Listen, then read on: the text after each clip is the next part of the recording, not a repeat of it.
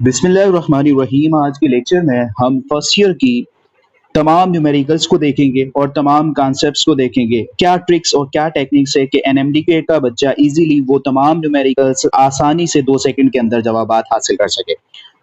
हम चलेंगे step by step और स्टार्ट करने जा रहे हैं मोल से। मोल को पहले समझेंगे। आप लोग जानते होंगे कि मोल जो है, हम कहते हैं कोई भी हमारे पास atomic mass, molecular mass, formula mass अगर एक्सप्रेस कर दिया जाए ग्राम्स के अंदर तो उसे हम मोल कहते हैं। अगर हमारे पास कोई भी मास है जिसको हम एक्सप्रेस करते हैं मोल के अंदर तो उसको बेटा हम कहते हैं, ये क्या कहलाता है? मोल कहलाता है।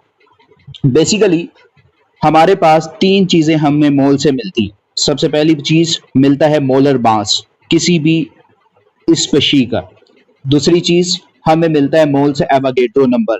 थर्ड वन हमें मिलता है मोलर वॉल्यूम। याद रखिएगा, मोलर वॉल्यूम भी कांस्टेंट है, एवोगैड्रो नंबर भी कांस्टेंट है और मोलर मास ऑफ कार्बन भी कांस्टेंट है। मोलर मास ऑफ कार्बन कहें या किसी भी स्पेशी का अगर मोलर मास होगा वो भी कांस्टेंट होता है। अब बेसिकली आप लोगों के लिए एक चार्ट तैयार किया है। आप लोग इस चार्ट को याद कर लें और आपको जो है टाइम आपका कंज्यूम ज्यादा नहीं होगा न्यूमेरिकल्स पे। देखिएगा, मोल के अंदर किसी भी स्पेशी की जो नंबर्स होते हैं वो होने चाहिए 6.02 इंटू 10⁻23। जब 6.02 इंटू 10⁻23 किसी भी स्पेशी के पार्टिकल्स होते हैं तो उसके अंदर मोल जो होते हैं, मोल होते हैं 1। इसी तरीके से 12.04 के अंदर इंटू 10⁻23 के अंदर 2 मोल होते हैं। तो यही नंबर अगर हम याद कर लें कि 2 मोल के अंदर 12.04, 3 के अंदर 18.06 इंटू 10⁻23, 4 के अंदर 24.08 इंटू 10⁻23, उसके बाद 30.1 इंटू 10⁻23। ये 5 हमारे पास हमने याद करने ताकि हमारा टाइम ज्यादा कंज्यूम ना हो। अगर आपसे कोई भी पूछता है कि एक मोल में कितने नंबर ऑफ पार्टिकल्स आते हैं तो आप कहेंगे 6.02 इंटू 10⁻23। तो ये चीजें आपको याद होनी चाहिए। उसके बाद हम मालूम है कि जो हमारे पास मोलर वॉल्यूम होता है वो मोलर वॉल्यूम 22.4 डीएम क्यूब होता है। अगर हम इसका हाफ करेंगे तो मोल भी हाफ हो जाएगा, फिर उसका और हाफ करेंगे तो 1/4 हो जाएगा। और 1/4 का हमें याद होना चाहिए कि 1/4 के लिए हमारे पास जो वॉल्यूम होता है वो होता है 5.6 डीएम क्यूब। ये भी याद होना चाहिए कि हमारे पास 112 डीएम क्यूब के में जो वॉल्यूम होता है उसमें हमारे पास मोल की तादाद होती है 5। तो ये चीजें आप लोगों को बेसिक कॉन्सेप्ट जो है याद होने चाहिए। उसके बाद आप लोग जो है न्यूमेरिकल्स को सॉल्व कर पाएंगे। अब जैसे ही मोल हम बात कर रहे थे तो हम बात कर रहे थे एवोगैड्रो नंबर की और हम कह रहे थे कि एवोगैड्रो नंबर में हमारे पास बेटा क्या होना चाहिए? हमारे पास स्पेशी का नंबर 6.02 इंटू 10⁻23 होना चाहिए। अब बेसिकली जो मैटर का सब्सटेंस या स्पेशी होती है उसको हमने थोड़ा सा क्लासिफाई कर दिया है। कौन हो सकता है? हमारे पास एटम हो सकता है। हमारे पास एटम जिस तरीके से हाइड्रोजन का एटम होता है, हमारे पास क्या हो सकता है? मॉलिक्यूल हो सकता है। मॉलिक्यूल की अगर बात करें, H2 हमारे पास मॉलिक्यूल आ गया, O2 हमारे पास मॉलिक्यूल आ गया। उसके बाद जो हमारे पास कंपाउंड होता है बेटा, याद रखिएगा कंपाउंड को हमने फर्दर डिवाइड कर दिया। एक कहा मॉलिक्यूलर कंपाउंड और दूसरा हमने कह दिया आयोनिक कंपाउंड। और आप जानते हैं कि कंपाउंड किसे कहते हैं, मॉलिक्यूल किसे कहते हैं, हम इस बात पर नहीं जाएंगे। उसके बाद हमारे पास एक और स्पेशी हमने बना दी जिसको हमने नाम दे दिया आयन का। अब कंपाउंड बेसिकुलर मॉलिक्यूलर कंपाउंड वो कंपाउंड होते हैं जिसके अंदर मॉलिक्यूल शामिल हो, जिस तरीके से C6H12O6। आयोनिक के अंदर हमारे पास NaCl और ये हमारे पास क्या कहलाएगा? आयोनिक कंपाउंड कहलाएगा। कंपाउंड का जो सबसे छोटा यूनिट होता है उसको हम कहते हैं फार्मूला मास यूनिट। याद रखिएगा, उसको हम कहते हैं क्या बेटा? Formula mass unit. उसको हम कहेंगे फार्मूला मास यूनिट। और इसको फार्मूला मास यूनिट को एक्सप्रेस किया जाता है किसके अंदर? AMU के अंदर। अगर कोई आपसे पूछे कि फार्मूला मास यूनिट का जो यूनिट होगा वो क्या होगा तो आप कहेंगे AMU। इसी तरीके से हमारे पास जो मॉलिक्यूल का यूनिट होता है बेटा वो होता है डेल्टन। और एटम का जो यूनिट होता है और एटॉमिक मास को जो हम एक्सप्रेस करते हैं वो एक्सप्रेस किया जाता है AMU में। याद रखिएगा, एटम को AMU, मॉलिक्यूल को डेल्टन, या फिर हम कहते हैं unified mass unit, compound molecular ionic और मॉलिक्यूलर कंपाउंड C6H12O6 हो गया, या फिर हम बात कर ले H2O वाटर की। और आयन हमारे पास कितने होते हैं? आयन हमारे पास होते हैं है आयन। तो इस सब्सटेंस जितने भी होते हैं उनका हमने देखा, एटम भी हो सकता है, मॉलिक्यूल्स भी हो सकता है, मॉलिक्यूलर कंपाउंड भी हो सकता है, आयनिक कंपाउंड भी हो सकता है और आयन भी हो सकते हैं। इनकी जो तादाद होनी चाहिए वो कितनी होनी चाहिए? याद रखिएगा, वो होनी चाहिए 6.02 इंटू 10⁻23। जब इतनी तादाद हो जाती है तो उसको हम कहते हैं, ये अब क्या बन जाता है? ये बन जाता है मोल। अब बेटा चलते हैं, हमने देखा स्पेशी का नंबर होगा तो वो मोल कहलाएगा। अब बेसिकली मोल के तीन फार्मूले होते हैं हमारे पास। Mole given mass upon molar mass, ये आपने पढ़ा हुआ है ऑलरेडी। हमारे पास फार्मूला होता है given volume upon molar volume, ये भी आपने पढ़ा हुआ है। थर्ड वन जो होता है given number of particles upon Avogadro's number, Avogadro's number से डिवाइड किया जाता है। अब हम चलते हैं न्यूमेरिकल्स को सॉल्व करने की तरफ। देखें बेटा, हमारे पास किसी भी मोल से किस तरीके से न्यूमेरिकल्स आ सकती हैं। अब बेसिकली हम देखते हैं कि न्यूमेरिकल्स किस तरह की आ सकती है। मोल देकर हमसे किस तरीके से पूछा जा सकता है। इस तरह से हमसे पूछा जा सकता है, फॉर सपोज हमारे पास एक वाटर का मॉलिक्यूल है, उसके हमें मोल दिए गए हों और वो हमसे क्या क्या पूछ सकता है, वो how many number of molecules पूछ सकता है, वो कोवेलेंट बॉन्ड पूछ सकता है, उसके अलावा पाई बॉन्ड पूछ सकता है, litre DM cube of volume, electron, proton और न्यूट्रॉन पूछ सकता है। ये तमाम चीजें वो पूछ सकता है कोई भी एग्जामिनर आप लोगों से। देखिएगा आप, स्टेप बाय स्टेप हम सॉल्व करते हैं कि किस तरीके से ये सारी न्यूमेरिकल्स होंगी।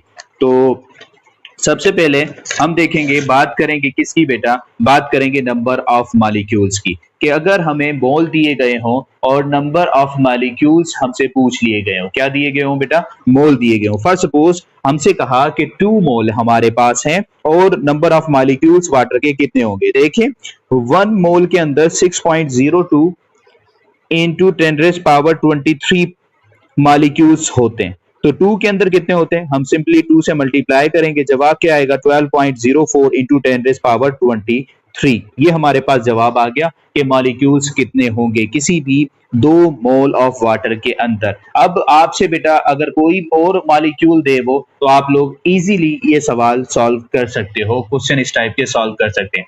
उसके बाद हमसे पूछा जा सकता है कोवेलेंट बॉन्ड के बारे में। अगर वाटर का आप लोग स्ट्रक्चर देखेंगे तो ये ऑक्सीजन है, एक हाइड्रोजन, दूसरा हाइड्रोजन, ये हमारे पास 2 हाइड्रोजन, ये भी कोवेलेंट बॉन्ड है, ये भी कोवेलेंट बॉन्ड है। हमें मालूम हुआ कि एक मॉलिक्यूल के अंदर 2 कोवेलेंट बॉन्ड मौजूद हैं। तो हमसे पूछा जाए how many number of covalent bond present in 2 moles of water. तो अब क्या पूछ लिया हमसे बेटा? देखिएगा, हमसे पूछा है कि 2 मोल्स ऑफ वाटर के अंदर जो कोवेलेंट बॉन्ड की तादाद है वो कितनी है। सबसे पहले देखेंगे एक मॉलिक्यूल के अंदर कितनी कोवेलेंट बॉन्ड? 2। ओके जी। मोल कितने दिए हैं? 2। ओके जी। मॉलिक्यूल एक मोल के अंदर कितने होते हैं? 6.02 इंटू 10⁻23। तो ये हम 2 को मल्टीप्लाई करेंगे 2 से, 4 को मल्टीप्लाई करेंगे 6.02 इंटू 10⁻23 से। तो हमारे पास जवाब कितना आएगा बेटा? हमारे पास जवाब आएगा 24.08 इंटू 10⁻23। तो ये हमारे पास क्या आ गए? कोवेलेंट बॉन्ड की तादाद आ गई। इसके अंदर, इस मॉलिक्यूल के अंदर हमने देखा पाई बॉन्ड मौजूद नहीं है, तो इसीलिए हमसे पाई बॉन्ड नहीं पूछ सकता वो सिर्फ क्या पूछ सकता है बेटा? कोवेलेंट बॉन्ड पूछ सकता है। अगर हमारे पास कोई और मॉलिक्यूल होगा तो वो पाई बॉन्ड भी पूछ सकता है। इजी हो गया बेटा। आगे चलते हैं, और उसके अलावा क्या पूछ सकता है? वो पूछ सकता है how many number of volume और decimetre of volume present in 2 moles of water, कि 2 मोल ऑफ वाटर के अंदर कितना वॉल्यूम मौजूद होगा। देखिएगा, हमने अभी भी बात की है कि हमारे पास एक जब मोल होता है तो उसके अंदर वॉल्यूम जो होता है वो होता है 22.4 डीएम क्यूब।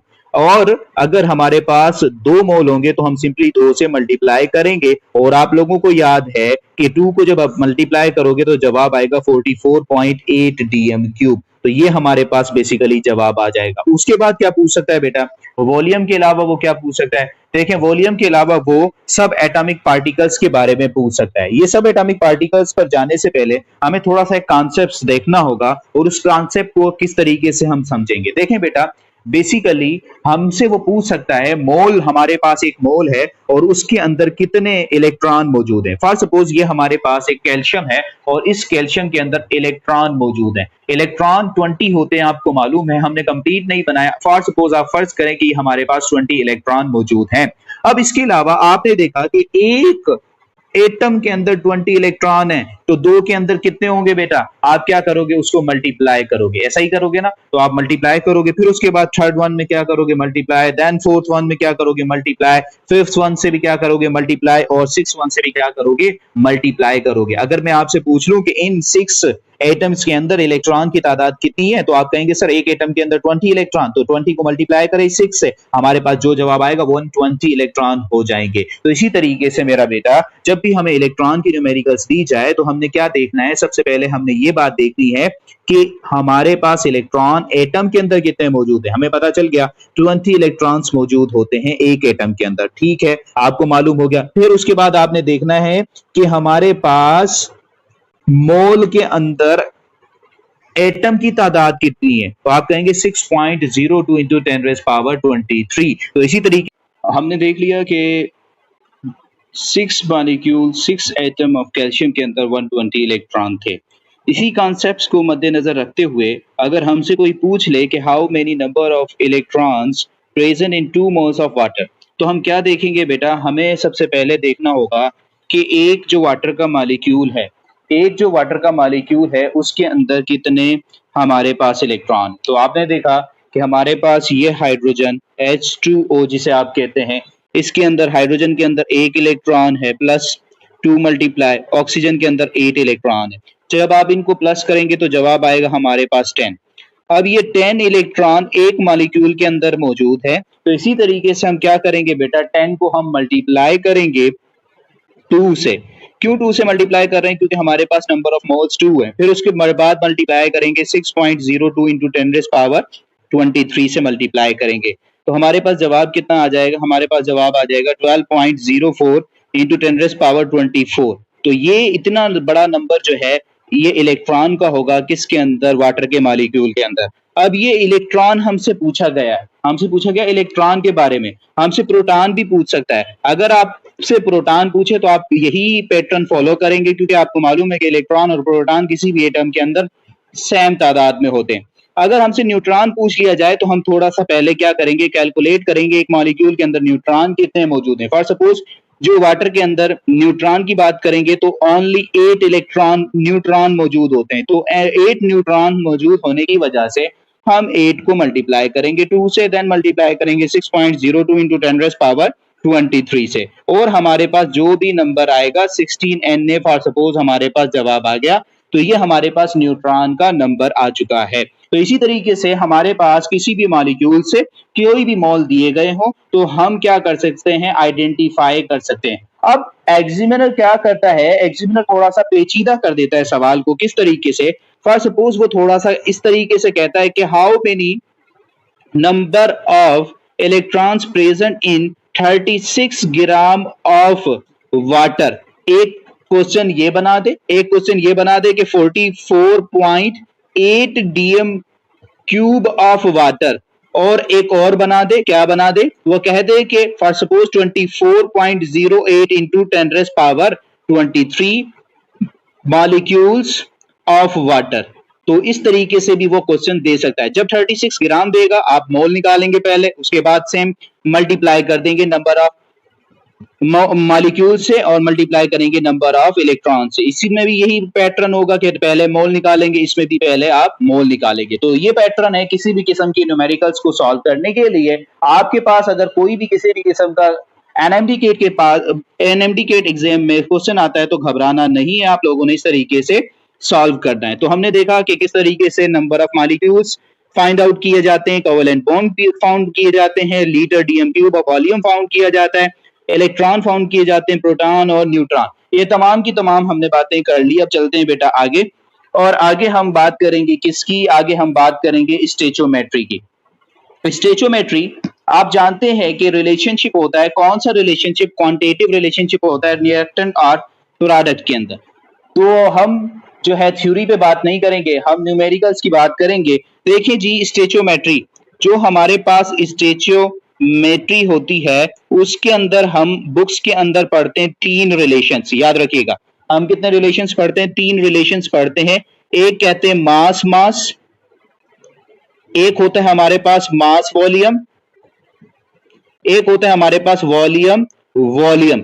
ऐसा नहीं है कि एग्जामिनर सिर्फ इन तीन ही से आपसे जवाब मांग सकता है, वो कुछ और भी रिलेशन बना सकता है और पूछ सकता है। देखें किस तरीके से। हमारे पास एक इक्वेशन है, ये हमारे पास 2H2 प्लस O2 मिलकर बनाता है 2 मॉलिक्यूल ऑफ वाटर, और हमें पता है कि इनको हम क्या कहते हैं, रिएक्टेंट, और इनको हम क्या कहते हैं, प्रोडक्ट। आपको ये मालूम हो गया। अब अगर हमें रिएक्टेंट से मास दिया गया हो और हमसे क्या मालूम किया गया हो, हमसे मालूम करे मास, तो ऐसे रिलेशन को हम मास मास रिलेशनशिप कहते हैं। अगर हमें मास दिया गया हो और वॉल्यूम पूछे तो हमसे इसे रिलेशन को क्या कहते हैं, मास वॉल्यूम। ये चीजें आपको मालूम है। अब हम एक न्यूमेरिकल देखते हैं और वो तमाम रिलेशन जो बन सकते हैं उनसे हम इस न्यूमेरिकल्स को सॉल्व करेंगे। देखिएगा कि हमारे पास ये 2H2 प्लस O2 मिलके बनाता है 2H2O, वाटर बना दिया, ठीक है। अब हमसे कहा कि अगर फॉर सपोज मेरे पास 8 ग्राम ऑफ हाइड्रोजन मौजूद है और वो कंबाइन करते हैं ऑक्सीजन गैस के साथ, तो बताएं वाटर कितना बनेगा। आपसे क्वेश्चन पूछा जा रहा है कि वाटर ग्राउंड्स के अंदर कितना बनेगा। तो बेटा शॉर्टकट ये है कि आप लोगों ने सिर्फ 2 स्टेप फॉलो करने। 2 स्टेप क्या, मैं आपको लिख दूं यहां पर। एक स्टेप मोल, सबसे पहले मोल फाइंड आउट करना है। सेकेंड स्टेप मैं कहता हूं कि आपने क्या करनी है, थोड़ी सी मल्टीप्लीकेशन, और मल्टीप्लीकेशन किस तरीके से करनी है, रेशो को देखते हुए। तो ये 2 स्टेप्स में आप कोई भी किसी भी किस्म की स्टेचोमेट्रिक प्रॉब्लम कर सकते हैं। मोल किस तरह बनाएंगे, 8 ग्राम है तो आप क्या करोगे, डिवाइड करोगे किससे बेटा, हाइड्रोजन H2, 2H2 का मास कितना होता है, 2 होता है, इसके मोल कितने बन गए, 4। ये पहला स्टेप हमने कर लिया। जो हमारे पास सेकेंड स्टेप है उसमें हमने मल्टीप्लीकेशन करनी है, लेकिन हमने क्या देखना है, हमने थोड़ा सा रेशो को भी देखना है और कोएफिशिएंट्स को भी देखना है। आपको मालूम है इसको हम कहेंगे कोएफिशिएंट, इसको भी हम कोएफिशिएंट कहेंगे। ये हमारे पास प्रोडक्ट है, ये हमारे पास रिएक्टेंट है। जो प्रोडक्ट का कोएफिशिएंट होगा, जिसके बारे में हमसे पूछा जा रहा है, उस कोएफिशिएंट को हमेशा हम क्या रखेंगे, ऊपर, और जिससे हम मालूम करने जा रहे हैं उस कोएफिशिएंट को रखेंगे हम नीचे। तो ये 2:2 हो गया, 2/2 हो गया, और मल्टीप्लाई करेंगे बेटा हम किससे, हम मल्टीप्लाई करेंगे किससे, हम मल्टीप्लाई करेंगे 4 से। जब हम 4 से मल्टीप्लाई करेंगे, जब हम 4 से मल्टीप्लाई करेंगे तो हमारे पास फिर आगे हमने क्या करना पड़ेगा कि हमें पता होना चाहिए कि वाटर का मास कितना होता है। वाटर का मास होता है 18। अब आप 18 से क्या करेंगे, मल्टीप्लाई करेंगे, ये इसको कैंसिल हो जाएगा, 1 जवाब आएगा। 4 18 से मल्टीप्लाई करेगा तो क्या जवाब आएगा बेटा, 72 ग्राम। तो ये हमारे पास देखें इस तरीके से हमारे पास क्या आ गया, मास मालूम कर लिया। चलें, ये तो आपने एक देख लिया केस के मास मास रिलेशनशिप आपने देख लिया। इसी तरीके से अगर वो पूछ सकता है ना कि अगर वो बोले कि आपके पास 4, अगर वो पूछे कि 8 ग्राम है लेकिन अब मुझे चाहिए क्या, अब मुझे वॉल्यूम चाहिए, क्या चाहिए बेटा, वॉल्यूम चाहिए। तो अब इस रिलेशन में हम क्या करेंगे, वही सेम स्टेप करेंगे।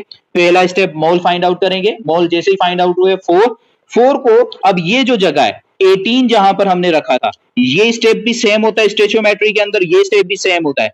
इस जगह पर आपने अगर वॉल्यूम पूछ रहा है, मोलर वॉल्यूम रख देंगे, मास पूछ रहा है, मोलर मास रख देंगे, नंबर ऑफ पार्टिकल्स पूछ रहा है, नंबर ऑफ पार्टिकल्स है, आगे 2 नंबर लिख देंगे। तो वो जो किसी भी किस्म का रिलेशन बनाना चाहता है, पूछना चाहता है, आप वो कर सकते हैं। फॉर सपोज वही रिलेशन 2/2 मल्टीप्लाई करेंगे 4 से, मल्टीप्लाई करेंगे, क्या पूछ रहा है, वॉल्यूम 22.4 dm क्यूब। ये हमारे पास मास टू वॉल्यूम रिलेशनशिप हो गया। वही 2 step, first one second one. उसके बाद वो एक और रिलेशन बना सकता है कि हमारे पास वाटर हाइड्रोजन के जो है 8 ग्राम है, 8 ग्राम ही मौजूद हैं। अब बताएं कि नंबर ऑफ, तो जवाब हमारे पास कितना आ जाएगा, 24.08 इंटू 10⁻23। तो याद रखिएगा इस तरीके से हमारे पास ये 3 किस्म के रिलेशनशिप हमने देख लिए, और ये सारे रिलेशन हमने देखे हैं किसके, स्टेचोमेट्री के। एक और हमारे पास टॉपिक होता है बेटा, और उसमें हम क्या पढ़ते हैं आइए देखते हैं। हमारे पास एक और चीज होती है जिसको हम बात करते हैं रिएक्टेंट की। तो ये जो रिएक्टेंट्स होते हैं, बेसिकली रिएक्टेंट की 2 टाइप्स होती हैं। एक को हम कहते हैं लिमिटिंग रिएक्टेंट और एक को हम कहते हैं एक्सिस रिएक्टेंट। अब एक बात याद रखिएगा, लिमिटिंग रिएक्टेंट वो रिएक्टेंट होते हैं जो केमिकल रिएक्शन को स्टॉप कर दे, जो लिमिटेड कर दे, उसको हम कहते हैं लिमिटिंग रिएक्टेंट। और एक्सिस रिएक्टेंट वो कहते हैं जो रिएक्टेंट रिएक्शन के बाद भी रिमेनिंग बच जाए, तो उसको हम एक्सिस रिएक्टेंट कहते हैं। आइए इस इक्वेशन से समझते हैं। H2 प्लस O2 मिलके बनाएगा क्या, आपको मालूम है H2O। अब ये हम इक्वेशन बैलेंस कर देते हैं और यहाँ पर भी हम 2 लगा देते हैं। अब बेसिकली हमें क्या देखना है कि 2 मोल्स ऑफ हाइड्रोजन गैस चाहिए 2 मोल्स ऑफ वाटर को प्रोड्यूस करने के लिए, लेकिन 1 मोल हमें चाहिए ऑक्सीजन का। अगर हम क्या करें, फॉर सपोज हमारे पास कितने मोल हैं, इसके भी मोल हमारे पास 2 हैं और इसके भी हमारे पास 2 मोल है। तो अब हम देखेंगे लिमिटिंग रिएक्टेंट इनमें से कौन है। देखिएगा लिमिटिंग रिएक्टेंट हमें कैसे मालूम होगा कि कौन है, हम रेशो को देखेंगे। हमें 2 मोल बनाने के लिए 2 हाइड्रोजन के मोल चाहिए और 1 ऑक्सीजन का चाहिए। तो ये देखिएगा एक अगर 2 में से माइनस कर देंगे तो बाकी 1 रिमेनिंग बच जाएगा। जो रिमेनिंग मॉलिक्यूल होगा उसको हम कहेंगे कि वो हमारे पास क्या कहलाएगा, वो हमारे पास कहलाएगा एक्सिस रिएक्टेंट। इसमें हमने रिमेनिंग देखा, इसमें हमारे पास रिमेनिंग नहीं था, तो ये हमारे पास हाइड्रोजन गैस जो होगी वो लिमिटिंग रिएक्टेंट कहलाएगी और इसी के अकॉर्डिंग हम देखेंगे कि प्रोडक्ट कितना बनेगा हमारे पास। तो याद रखिएगा रिएक्टेंट की 2 टाइप्स होती हैं, एक लिमिटिंग और दूसरा एक्सिस रिएक्टेंट। आगे चल के हम कुछ न्यूमेरिकल्स और भी सॉल्व करेंगे और फिर देखेंगे किस तरीके से। एक और बात करनी है आप लोगों से, वो बात ये करनी है कि बच्चा कंफ्यूज हो जाता है कि मास की कितनी टाइप्स होती हैं। देखें जो मास होता है बेसिकली उसकी काफी टाइप्स होती हैं। एक हम कहते हैं एटॉमिक मास, दूसरे को हम कहते हैं फॉर्मूला मास, थर्ड वन को हम कहते हैं मॉलिक्यूलर मास, फोर्थ वन को हम कहते हैं मोलर मास। याद रखिएगा हमारे पास मास की काफी कैटेगरीज आ जाती हैं। एटॉमिक मास बेटा एटम के मास को कहा जाता है, फॉर्मूला मास फॉर्मूला यूनिट को कहा जाता है, मॉलिक्यूलर मास मॉलिक्यूल के मास को कहा जाता है और ये जो मोलर मास है इसको हम कहते हैं कि मोल का मास होता है। और एक बात याद रखिएगा इसको हम हमेशा एक्सप्रेस किस में करते हैं, एक्सप्रेस करते हैं बेटा ग्राम्स में। किस में एक्सप्रेस करते हैं, ग्राम्स के अंदर हम इसको एक्सप्रेस करते हैं। तो हमने तमाम चीजें देखी कि किस तरीके से स्टोइचोमेट्रिक न्यूमेरिकल्स होती हैं और किस तरीके से। अभी कुछ एमसीक्यूज हैं और कुछ न्यूमेरिकल्स हैं, उनको सॉल्व करते हैं और आपके जो है कॉन्सेप्ट्स और भी क्लियर हो जाएंगे। तो स्टेप बाय स्टेप चलते हैं और सवाल को देखेंगे और किस तरीके से वो सॉल्व होंगे। तो हमारे पास एक सबसे पहले क्वेश्चन है, क्या क्वेश्चन है देखिएगा, लिखा हुआ है calculate mass of calcium oxide and volume of carbon dioxide produce respectively by decomposition of 25 gram of limestone. हमारे पास लाइमस्टोन है, लाइमस्टोन को डिकम्पोज किया और कैल्शियम ऑक्साइड और कार्बन डाइऑक्साइड बनेगा। अब हमारे पास इसका जो मास है वो बेटा है 25 ग्राम और हमसे पूछा क्या जा रहा है, एक चीज पूछी जा रही है जिसको हम कह रहे हैं मास ऑफ कैल्शियम ऑक्साइड, दूसरी चीज पूछी जा रही है वॉल्यूम ऑफ कार्बन डाइऑक्साइड। देखें किस तरीके से होगा। हमने आपको सिखाया कि 2 स्टेप्स में इन न्यूमेरिकल्स को करना है। पहला स्टेप क्या होता है, मोल बनाएंगे, 25 को ऊपर रखेंगे, 100 से डिवाइड करेंगे क्योंकि 100 कैल्शियम कार्बोनेट का क्या होता है, मोलर मास होता है। जब आप डिवाइड करेंगे तो हमारे पास जवाब आएगा 0.25। 0.25 हमारे पास मोल आ चुके हैं। नेक्स्ट वन स्टेप जो होता है हम मल्टीप्लीकेशन करते हैं, वही रेशो 1/1 क्योंकि यहां पर भी 1 कोफिशिएंट है और यहां पर भी 1 कोफिशिएंट है।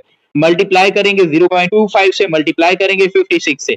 56 से मल्टीप्लाई इसलिए कर रहे हैं क्योंकि कैल्शियम ऑक्साइड का जो मोलर मास होता है वो 56 होता है, कैल्शियम 40। अगर हम यहां पर देखें कैल्शियम हमारे पास 40 प्लस हमारे पास 16 इज इक्वल टू दी 56। तो ये हमारे पास मोलर मास हो गया कैल्शियम ऑक्साइड का। अब ये हमारे पास 56, इसको जब हम करेंगे सॉल्व करेंगे तो हमारे पास मास कितना आएगा बच्चा, 11 ग्राम हमारे पास मास आएगा। सेकंड वन क्या चीज पूछ रहा था, volume of carbon dioxide, 1/1 ratio, वही मोल तो सेम है ना। मल्टीप्लाई करेंगे 0.25 से, देन मल्टीप्लाई करेंगे 22.4 डीएम क्यूब से और हमारे पास जवाब कितना आएगा, 5.6 डीएम क्यूब जवाब आएगा। इस न्यूमेरिकल का आप थोड़ा सा पास करके स्क्रीनशॉट भी ले सकते हैं और देखिएगा कि किस तरीके से ये न्यूमेरिकल हुई।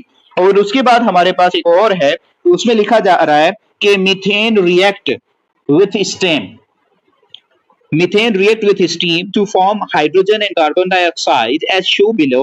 CH4 gas plus water क्या दे रहा है हमें, कार्बन मोनोऑक्साइड प्लस में हाइड्रोजन गैस दे रहा है। What volume of hydrogen can be obtained from 100 centimetre cube of CH4 at the standard temperature and pressure. देखिएगा हमें यहाँ पर वॉल्यूम दिया गया है रिएक्टेंट का और प्रोडक्ट में से भी क्या मालूम किया जा रहा है, वॉल्यूम, मतलब वॉल्यूम वॉल्यूम रिलेशनशिप हम इसको कह सकते हैं। अब याद रखिएगा ऐसे रिलेशनशिप में सिर्फ हम रेशो को देखा करते हैं। तो हमारे पास गिवन में क्या है मेरा बेटा, गिवन में हमारे पास 100 सेंटीमीटर क्यूब है।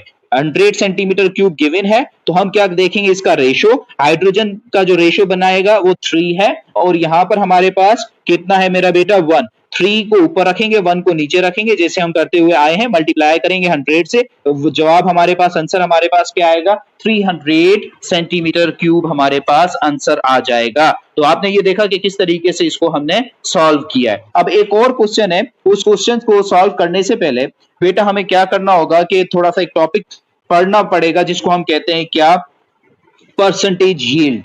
परसेंटेज यील्ड का मैं आपको बताऊं, पहले फार्मूला आपको बता देता हूं कि परसेंटेज यील्ड क्या होता है। बेसिकली परसेंटेज यील्ड का फार्मूला होता है actual yield upon theoretical yield multiply by 100। Multiply किससे करना है, 100 से मल्टीप्लाई करना है। परसेंटेज यील्ड हमारे पास बराबर एक्चुअल यील्ड को डिवाइड करेंगे थ्योरेटिकल यील्ड से और मल्टीप्लाई कर देंगे 100 से। एक्चुअल यील्ड क्या होती है, एक्चुअल यील्ड वो होती है जो हम एक्सपेरिमेंट में जो भी वैल्यू हमें आती है, जो भी हमें प्रोडक्ट मिलता है, उसको एक्चुअल यील्ड बोलते हैं। और थ्योरेटिकली मतलब जो हम स्टोइचियोमेट्रिक रेशियो बनाते हैं, प्रोडक्ट का मास बनाते हैं, वो कहलाता है थ्योरेटिकल यील्ड। अब हमारे पास क्वेश्चन है, क्वेश्चन की तरफ चलते हैं। 50 gram of limestone on decomposition produce 21 gram of calcium oxide. 50 ग्राम है किसका, लाइमस्टोन का, क्या कितना बना के दे रहा है डिकम्पोज होने के बाद, 21 gram. Calculate percentage yield of calcium oxide. क्या कैलकुलेट करना है, परसेंटेज यील्ड को कैलकुलेट करना है आप लोगों ने। दोबारा से, 50 gram of limestone on decomposition produce 21 gram of calcium oxide, calculate percentage yield of calcium oxide. हमारे पास इक्वेशन CaCO3, कैल्शियम कार्बोनेट टूटेगा किसके अंदर, डिकम्पोज हो जाएगा calcium oxide plus carbon dioxide के अंदर। इजी हो गया बेटा। कितना मास गिवन था, 50 ग्राम, वही जो करते हुए आए, दोबारा से वही करेंगे जो करते हुए आए। मोल हमारे पास कितना है, 50 ग्राम को डिवाइड करेंगे 100 से, और हमारे पास जवाब क्या आएगा, 0.5 हमारे पास बेटा ये मोल आ चुके हैं। अगेन सेकंड स्टेप जो है वो हमने क्या करना होता है, वो हमने करना होता है मल्टीप्लीकेशन। और मल्टीप्लीकेशन क्या करेंगे, रेशो हम देख रहे हैं सेम है, तो इसलिए लिखा 1/1 मल्टीप्लाई 0.5। ये 0.5 मल्टीप्लाई 56 से मल्टीप्लाई क्यों कर रहे हैं, क्योंकि कैल्शियम ऑक्साइड का 56 मोलर मास होता है, पीछे भी हमने देखा था। इसको जब हम मल्टीप्लाई करेंगे तो हमारे पास जवाब आएगा 28 ग्राम। बेटा ये जो 28 ग्राम आया ना, ये थ्योरेटिकल यील्ड है हमारे पास, ठीक है, पेपर पे हमने बनाया। अब जो परसेंटेज यील्ड हमारे पास फॉर्मूला था, actual yield upon theoretical yield. Actually में कितना हमारे पास प्रोडक्ट आया था, वो आया था बेटा 21 ग्राम। तो एक्चुअल यील्ड को ऊपर रखेंगे 21 ग्राम, डिवाइड करेंगे 28 से, फिर मल्टीप्लाई करेंगे 100 से, और आपके पास आंसर क्या आ जाएगा मेरा बेटा, आंसर आ जाएगा आपके पास 75% आपके पास यील्ड आ जाएगी। इस तरीके से हम करते हैं परसेंटेज यील्ड।